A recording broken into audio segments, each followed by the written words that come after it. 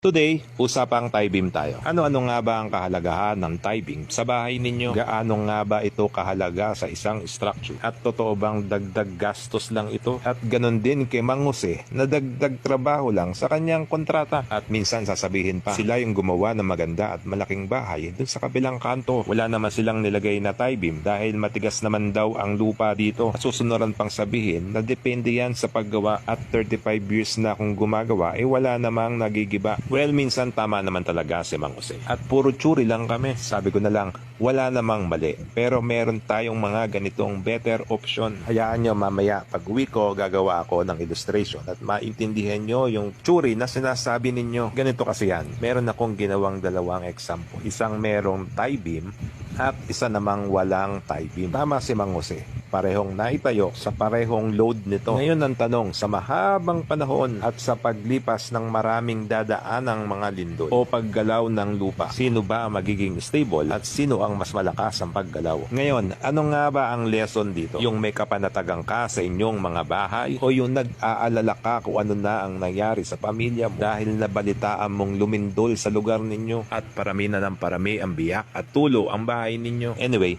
lagi niyong tatandaan mga kaneighbors, ang bawat structure ay may kanya-kanyang calculation dahil hindi rin naman ina-advise na oversize ang structure ng bahay.